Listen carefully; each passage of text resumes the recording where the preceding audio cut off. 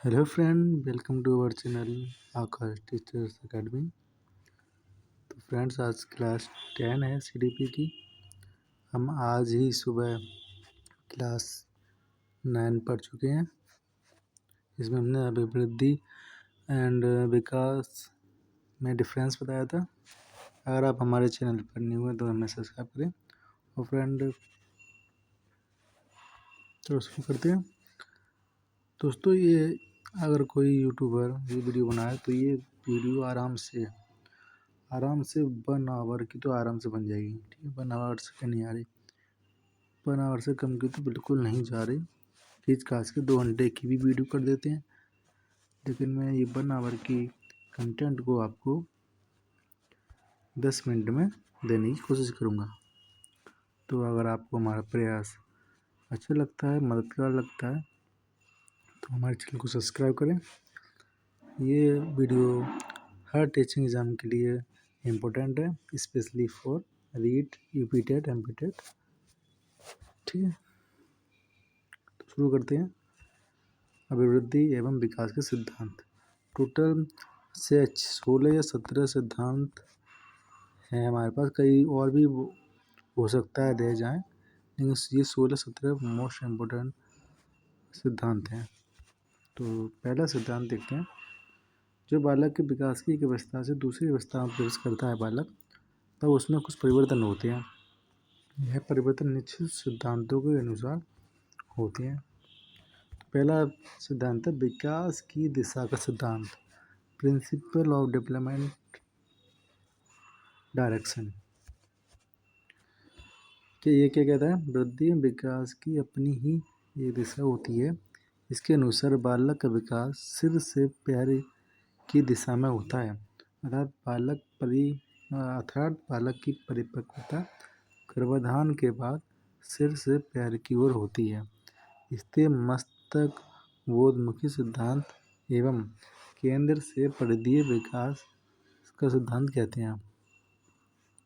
ये क्या कहता है कि सबसे पहले बच्चे का मस्तिष्क विकसित होता है, उसके बाद इसके हाथ पैर विकसित होते हैं। ठीक है, ये कहता है जैसे बच्चे पहले सिर हिलाना शुरू करता है, फिर उठाना, उसके बाद बैठना सीखता है। कुछ स्वामी हैं भारत के, ये कहते हैं विकास सिर्फ पदाभिमुख, जिसे सिफेलोकोडल और समीप दूराभिमुख प्रॉक्सिमोडिस्टल क्रम में होता है। कुपुर स्वामी जी क्या कहते हैं कि जो विकास है वो सिर्फ पदाभिमुख, इसे सिफेलोकोडल कहते हैं, और समीप दूराभिमुख मतलब प्रॉक्सिमोडिस्टल कहते हैं, इस क्रम में होता है। सिफेलोकोडल क्या होता है? सिफेलोकोडल मतलब विकास सिर से पैर की होती है, पैर की ओर होता है। सिफेलो से सिर से सिर, सिफेलोकोडल सिर से पैर की ओर। प्रॉक्सिमोडिस्टल मतलब विकास केंद्र से प्रारंभ होकर भुजाओं, हाथ, पैर और उंगलियों की ओर होता है। प्रॉक्सिमोडिस्टल मतलब पहले आपकी रीढ़ की हड्डी का विकास होगा, ठीक है, वो केंद्र में होती है। उसके बाद आपका साइड का, बाहर का विकास होता रहेगा। ठीक है, ये होता है।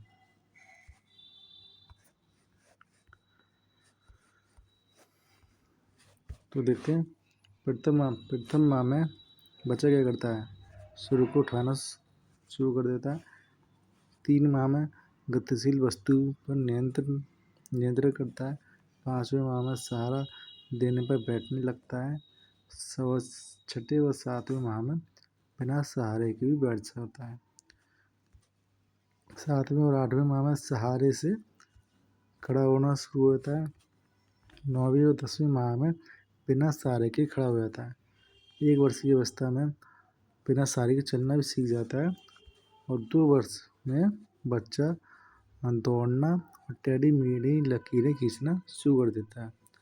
और 3 से 4 वर्ष में बच्चा कूदना भी शुरू कर देता है और ट्राईसाइकिल चलाना शुरू कर देता है। ये मोस्ट इम्पोर्टेंट है। ये TSSB, रीट और यूपी टेट में पूछ लिए जाते हैं डायरेक्ट कि 7 से 8 महीने का बच्चा क्या करता है, या फिर ऐसे पूछ लेते हैं कि सहारा देने पर बच्चा किस माह में बैठता है, या फिर सहारे से खड़े होना बच्चा किस माह में शुरू करता है, ये डायरेक्ट पूछ लिया जाता है। दूसरा सिद्धांत है वृद्धि और विकास की गति एवं दर एक सी नहीं रहती। ठीक है, विकास यूँ तो बराबर होता रहता है, परंतु उसकी गति हमेशा एक जैसी नहीं रहती। शैशवावस्था की शुरुआत में गति तीव्र होती है, बाद में मंद पड़ जाती है, और पुनः किशोरावस्था के प्रारंभ में तेज गति होती है, और अंत में धीमी हो जाती है। ये लाइन ध्यान रखें, बहुत इंपॉर्टेंट लाइन है। ठीक है,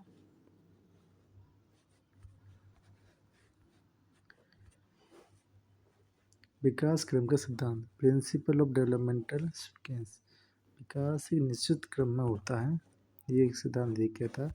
जैसे कि भाषा विकास में बालक पहले सुनता है, फिर बोलता है, फिर पढ़ता है, फिर लिखता है। इसे ट्रिक जो होती है LSRW होता है, लिसनिंग, स्पीकिंग, रीडिंग, राइटिंग। यही सीक्वेंस होता है बच्चे के विकास का। जैसे कि पहले बच्चा गर्भावस्था में आएगा, फिर शिशुअवस्था से, फिर बाल्यावस्था से किशोरावस्था के क्रम में ऐसे ही बच्चा बढ़ता है। ठीक है, परस्पर संबंध का सिद्धांत, principle of mutual inter relation. विकास, बालक के विकास के सभी स्वरूप शारीरिक, मानसिक, सामाजिक, संवेगात्मक आदि एक दूसरे से परस्पर कनेक्टेड होते हैं। ठीक है, मतलब जो शरीर में स्वस्थ होता है उसका मानसिक स्तर भी अच्छा होता है, और वह सामाजिक कार्य करने में भी आगे रहता है। ये जाहिर सी बात है, जो फिजिकली फिट रहेगा वो मेंटली फिट हो सकता है, जो इन दोनों फिट रहेगा तो वो सामाजिक रूप से फिट होगा, और उसके इमोशन पर उसके ज़्यादा कंट्रोल रहेगा। निरंतर विकास का सिद्धांत, प्रिंसिपल ऑफ कंटिन्यूअस डेवलपमेंट। विकास की प्रक्रिया विराम गति से निरंतर चलती रहती है। माँ के गर्भ से ही यह प्रक्रिया प्रारंभ हो जाती है और मृत्यु तक चलती रहती है। निरंतर विकास का सिद्धांत कहता है कि ये मृत्यु तक चलता रहता है विकास, प्रिंसिपल ऑफ कंटिन्यूअस डेवलपमेंट। एकीकरण का सिद्धांत, प्रिंसिपल ऑफ इंटीग्रेशन। बालक पहले संपूर्ण अंगों को तथा फिर अंगों के भाग को चलाना सीखता है। मतलब जैसे लिखा है, पहले हाथों को, फिर उंगलियों को, फिर बाद में हाथ व उंगली दोनों को एक साथ हिलाता है। जैसे बच्चा पेन कोई रखी है, ठीक है, जैसे ये पेन है, बच्चा क्या करेगा, बच्चा इसको पूरी मुट्ठी के साथ पकड़ेगा शुरुआत में, और जब इसकी उंगलियों पर नियंत्रण होता जाएगा तो बच्चा उंगली से पकड़ना सीखेगा, और जब उंगली और मुट्ठी दोनों पर नियंत्रण हो जाएगा तो बच्चा लिखना सीख जाएगा अच्छे से। ठीक है, और आता है विकास लंबवत ना होकर चक्राकार या वर्तुलाकार होता है, ये भी इम्पोर्टेंट है। Development is spiral not linear. Spiral होता है ये, इसे कहते हैं स्पाइरल। बालक की लंबाई में वृद्धि के साथ साथ चौड़ाई में भी वृद्धि होती है। विकास वर्तुलाकार रूप में होता है। बालक एक अवस्था से दूसरी अवस्था में प्रवेश करता है। इसमें सुदृढ़ीकरण के लिए पीछे मुड़ना शामिल है। इम्पोर्टेंट है वंशानुक्रम व वातावरण की अंतःक्रिया का सिद्धांत। बालक का विकास न केवल वंशानुक्रम और न केवल वातावरण के कारण वरना दोनों की अंतःक्रिया के कारण होता है। मतलब बालक का विकास जीन्स से और एनवायरनमेंट दोनों के अंतःक्रिया से बालक का विकास अच्छे से हो पाता है, किसी एक से नहीं। व्यक्तिगत भिन्नता का सिद्धांत, इंडिविजुअल वेरिएशन। एक ही आयु के दो बालक तथा बालिकाओं के शारीरिक, मानसिक, भाषा, संवेगात्मक विकास में भिन्नता होती है। दोनों बच्चों का विकास एक जैसा नहीं होता। ठीक है, मतलब जो दो बच्चे हैं जो एक साथ पैदा हुए हैं, बिल्कुल एक साथ, एक ही माँ के गर्भ से, एक ही डेट पर, एक ही, ठीक है, और उनको एक ही वातावरण दिया जा रहा है, सब कुछ एक दिया जा रहा है, तो भी उनका विकास एक जैसा नहीं हो सकता, उनमें डिफरेंस रहेगा। समान प्रतिमान का सिद्धांत, प्रिंसिपल ऑफ पैटर्न। सभी प्राणियों का विकास समान रूप से होता है। जैसे पशु से उत्पन्न संतान पशु ही होगी और मानव से उत्पन्न संतान मानव ही होगी, चाहे अमीर हो या गरीब, प्रतिमान समान रहता है। ठीक है, समान प्रतिमान मतलब जो जीन्स है वही तो जीन्स ले बच्चे में आएंगे। पशु का जीन्स है तो पशु आया बच्चा पर, मतलब बच्चा पशु का होगा, और मानव का जीन्स है तो बच्चा मानव का होगा। सिंपल सिंपल सी बात। नया सिद्धांत है सामान्य से विशिष्ट क्रियाओं का सिद्धांत। बालक पहले सामान्य क्रिया करता है, बाद में विशिष्ट क्रियाएं करता है।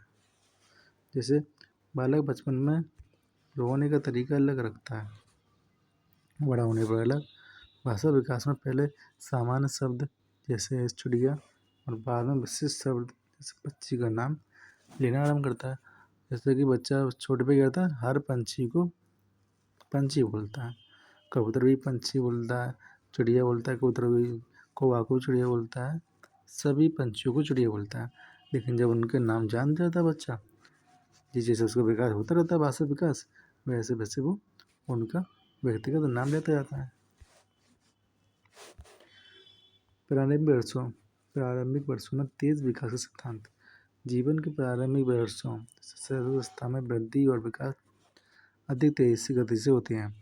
ठीक है, शुरुआती दौर पर बच्चे का विकास तीव्र गति से होता है। आप चाहें तो इसी अवस्था के दौरान, शैशवावस्था के दौरान बच्चों को जैसा सिखा देंगे, जैसा संस्कार दे देंगे, चाहे आप उसको इंग्लिश सिखा दो इंग्लिश सिखा सकते हैं, जैसे हम वातावरण में ढालना चाहें इस अवस्था में आपने ढाल लिया तो बच्चा आजीवन उसको फॉलो करेगा। संचय और पुनरावृत्ति के सिद्धांत, क्यूमुलेटिव एंड रिसेप्टुलेट, सॉरी पढ़ने में अगर मैंने गलत पढ़ा हो तो क्षमा करें। विकास संचय होता है, यानी जोड़ते जाना। शैशवावस्था का आत्म प्रेम किशोर अवस्था में भी देखा जा सकता है। बालक का बोला गया पहला शब्द पूर्व के निरंतर कार्यों का संचय प्रकृति है। ठीक है, मतलब कि जो जो हम काम कर रहे हैं वो हमने पहले से कई बार क्रियाओं द्वारा सीखा है। ठीक है, तब हम पहले की पूर्व जो हमारा विकास हो गया है, पहले के विकास के आधार पर ही हम नए विकास में उसको जोड़ते जाते हैं और हमारा विकास में सुधार होता जाता है। विकास की भविष्यवाणी का सिद्धांत, डेवलपमेंट प्रिडिक्शन। बालक के विकास को देखकर उसके भविष्य के बारे में बताया जा सकता है कि बड़ा होकर क्या बनेगा या कौन से व्यवसाय चुनेगा। वो कहते नहीं कि ऊँट के पाँव पालने में दिख जाते हैं, ऐसी कविता है ना अपने भारत में। ऐसा ही आप बच्चे के शुरुआती अवस्था को देखकर ही बता सकते हैं कि बच्चा बड़ा होकर क्या बनेगा। विकास परिपक्वता तथा सीखने की उपज है। बालक के विकास में प्रशिक्षण तथा परिपक्वता दोनों ही महत्वपूर्ण होते हैं। विकास सांस्कृतिक परिवर्तनों से प्रभावित होता है। संस्कृति की उन्नति बालक के विकास में उनके मात्रात्मक गुणों का विकास करती है। ये आपकी राजस्थान बोर्ड की जो किताब है कक्षा 11 की, उसमें लिखा हुआ है। मतलब बच्चे का विकास जिसका सांस्कृतिक वातावरण बच्चा रहता है, उस सांस्कृतिक वातावरण का भी प्रभाव बच्चे के ऊपर पड़ता है। इससे उसके विकास में परिवर्तन होता है। विकास की आरंभिक बुनियाद महत्वपूर्ण है। विकास की आरंभिक नींव अत्यंत महत्वपूर्ण होती है। आरंभिक वर्षों में विकसित व्यवहार का प्रारूप जीवन के समायोजन को निश्चित करता है। मतलब जो आपका विकास की बुनियादी अवस्था है, बुनियादी आरंभिक बुनियाद, उसको आप जितना अच्छे से उस नींव को आप जितने अच्छे से बना लोगे, आपका घर भी उतना ही बढ़िया मजबूत बनता है। इसके कहने का मतलब ये है। तो हमारे 17 सिद्धांत हमने कर लिए हैं। ये सारे सिद्धांत मोस्ट इम्पोर्टेंट है, कई बार पूछे जाते हैं। डिजिटल रेसिपी सीटेट में भी पूछा जाता है कई बार, सीटेट में, यूपी टेट में, रीट एमपी टेट, किसी भी राज्य के टीचिंग एग्जाम में जहाँ सीडीपी पूछी जाती है वहाँ विकास के सिद्धांत जरूर पूछे जाते हैं। यहाँ आपके आराम से 1 से 2 या 2 से 3 क्वेश्चन तो आराम से आपके फंस सकते हैं। तो इस वीडियो को देखिए, देख नहीं पा रहे तो हमारी पीडीएफ को कई बार पढ़िए, रिवीजन करिए और अपने नोट्स बनाइए। और प्लीज़ हमें सब्सक्राइब ज़रूर करें, हमें आपके सपोर्ट की बहुत ज़रूरत है। अगर आप चाहते हैं कि हम ऐसे वीडियो लाते रहें तो हमारा समर्थन करना ना भूलें, लोगों में शेयर करें, ग्रुप में शेयर करें। तो मिलते हैं अगली वीडियो के साथ, तब तक के लिए बाय बाय। पढ़ते रहें।